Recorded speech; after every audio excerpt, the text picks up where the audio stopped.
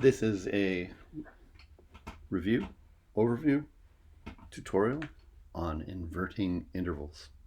So to invert an interval means that if you have two notes like this, and so this is note 1 and note 2, to invert it just means to take one of the notes and take it down or up an octave. So if this is interval 1, this would be interval inverted 1. This goes up top. So interval 1 inverted. Okay? And it doesn't matter whether you take, if you have two notes like this, take this up above like that, or if you take the top one down and you end up like that. It'll still work out. Okay, so inverting literally means to flip the notes upside down. Whether you move the top one to the bottom or the bottom one to the top, it doesn't matter. That's the first thing. The second thing is when you invert an interval, so this, which is the beginning interval, let's call it a third, okay? Plus the inversion, where we took that up. So this is interval 1, and this is interval 1 inversion, right? That's going to be a sixth because these two numbers always add up to 9.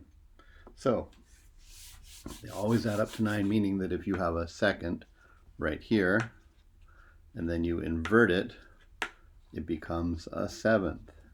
If you have a fifth right there and then you invert it, taking that one up top, it becomes a fourth. Always equals 9. Okay?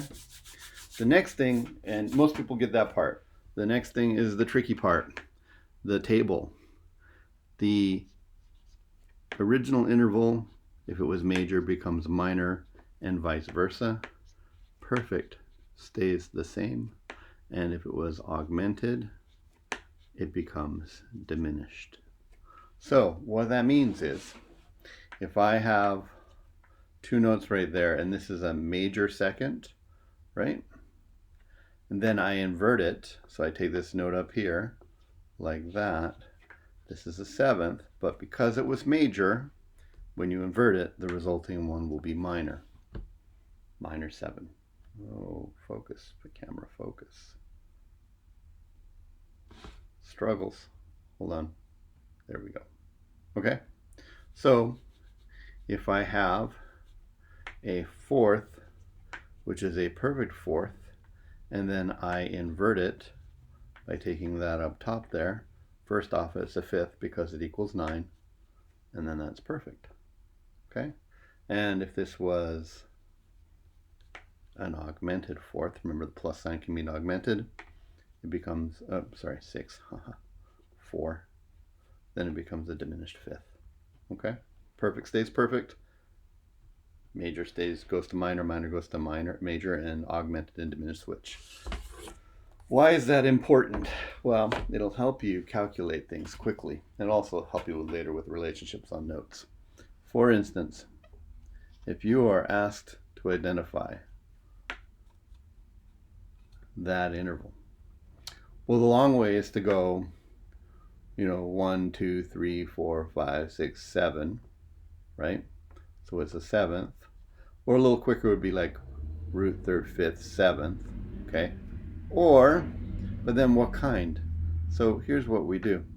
Let's just take this note here and place it up there. See, I took this note, stuck it up there, okay? To that one there.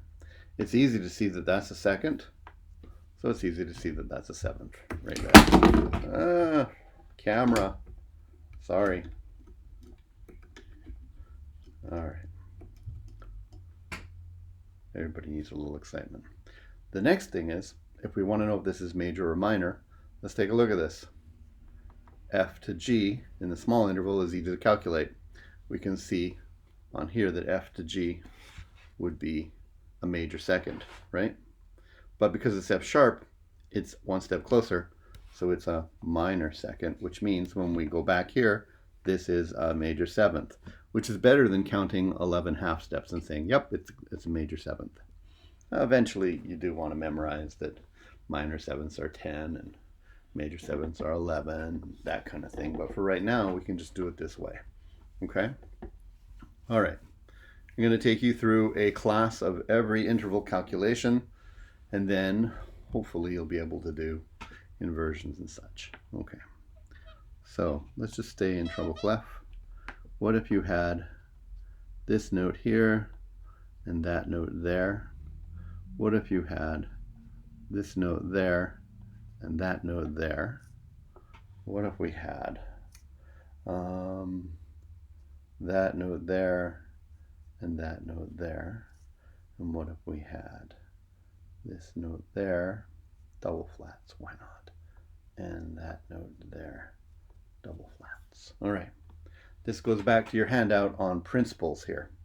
For instance, what's this interval right here? Well, F to G right there is a whole step because all seconds are whole steps or major seconds except for E to F and B to C if the accidentals are the same.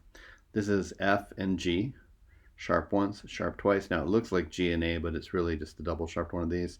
If you move them both up, the accidentals are the same, so this is a major second.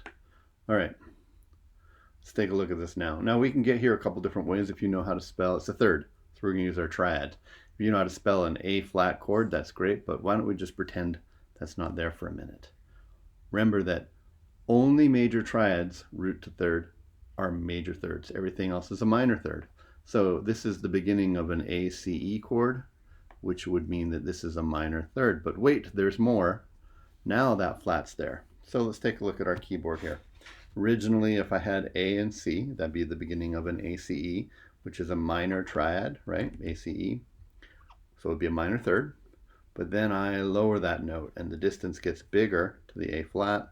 So a minor third, which gets bigger, is a major third. So we use our triad knowledge and then we make any modifications. Okay. Here is a large interval. If you calculate it up, root, third, fifth, sixth, you know that it's a sixth.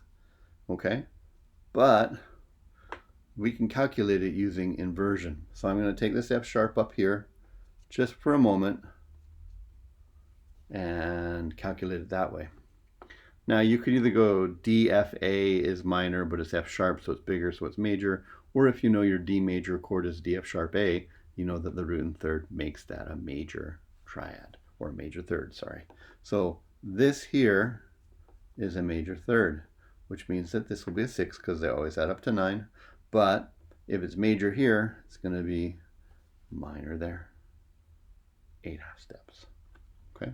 Again, by calculating the inverted interval as a major third, we know that this is a minor sixth. Okay. Here we have a G and a D. G, B, D.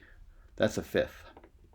Okay. I'm going to use our triad theory to do this as well.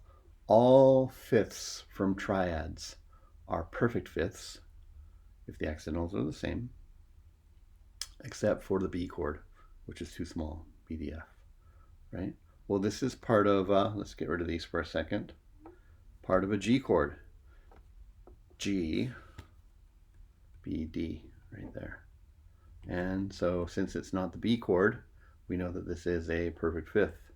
And we just double check, 1, 2 flats, 1, 2 flats. That's also a perfect fifth because they move the exact same amount. The accidentals are the same. And that's your primer on that.